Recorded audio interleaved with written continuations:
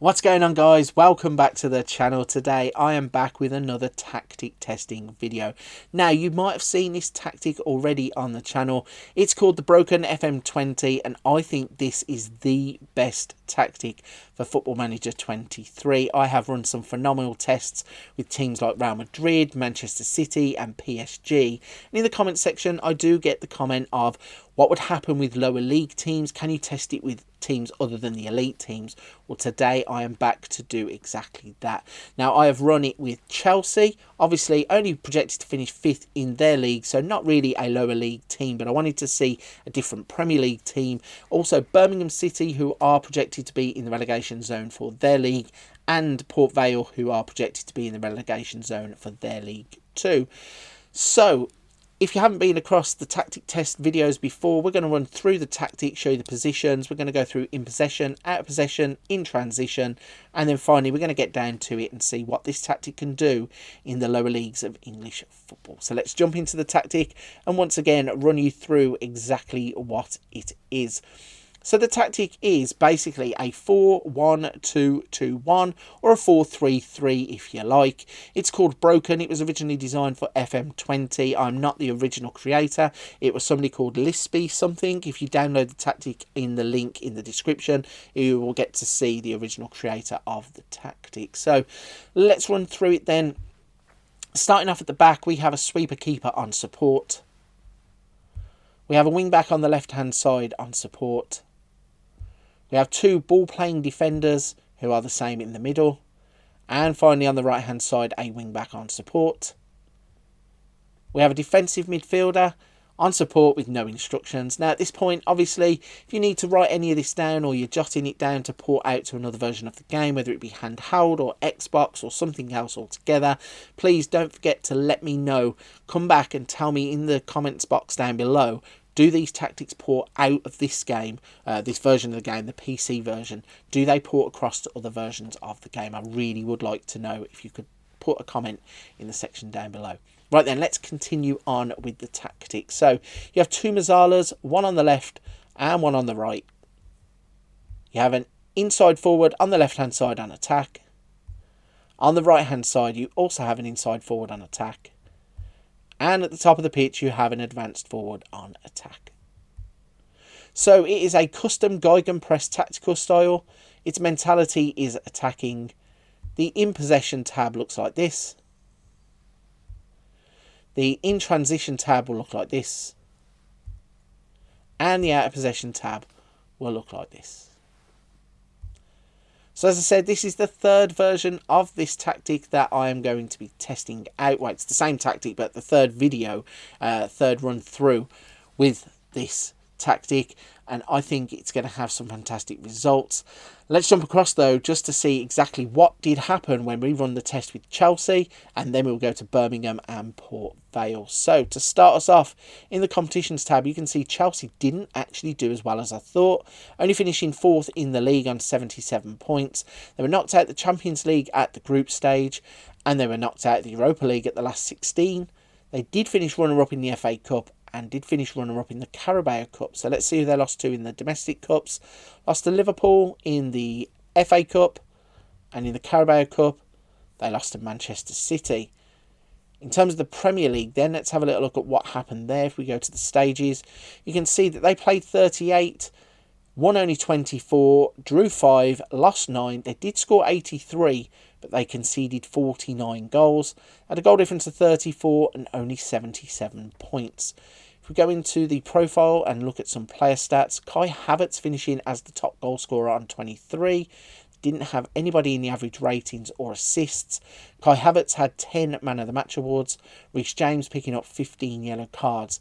And to be honest with you, it's a disappointing start because I really did think a team like Chelsea might be suited to the tactic.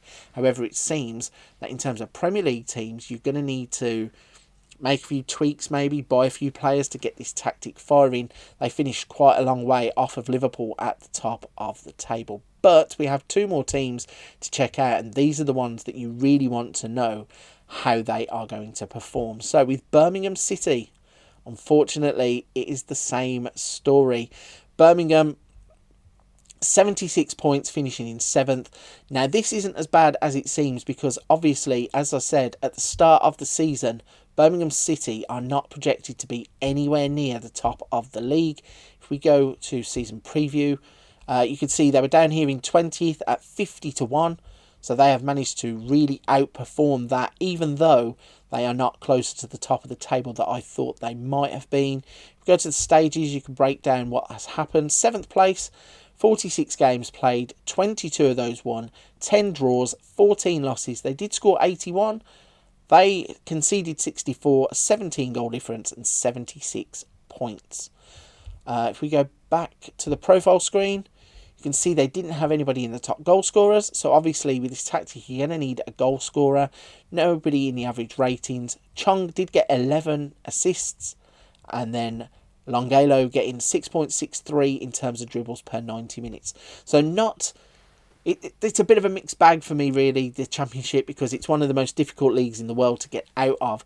Birmingham going from predicted 20th in the pre-season stats to 7th, I think is actually a lot better of an achievement than it looks. When you consider there is Wigan, Blackburn, Watford, QPR, Hull and Norwich only finishing above them, and they have finished above teams like Sheffield United, Middlesbrough, Burnley, Sunderland, West Brom. It's a decent achievement for Birmingham City. I will take that every day of the week. Looking at the rest of the competitions, they got to the 5th round of the FA Cup and the 3rd round of the Carabao Cup. So, one last team to have a look at, and it's Port Vale. And you can see Port Vale have finished 4th in their league. And once again, if we go to the competitions tab and just show you Sky Bet League 1, we go to season preview. Port Vale were down here in 18th, 33-1 shots, and they have actually got promoted. If we look at the stages then, you can see they got all the way through to the playoff final, winning 3-1 against Lincoln in the playoff final. But looking at the league table then, they played 46, they won 25, drew 7, lost 14, 77-4, 52 against, 25 goal difference and 82 points. Now, they did finish a massive way off of Plymouth, but they are well in the hunt there with the likes of Portsmouth and Lincoln. They managed to beat Oxford. So they have beaten some decent teams along the way to get themselves into the playoffs. And obviously now they will be a Championship team next season as they got themselves promoted through the playoffs.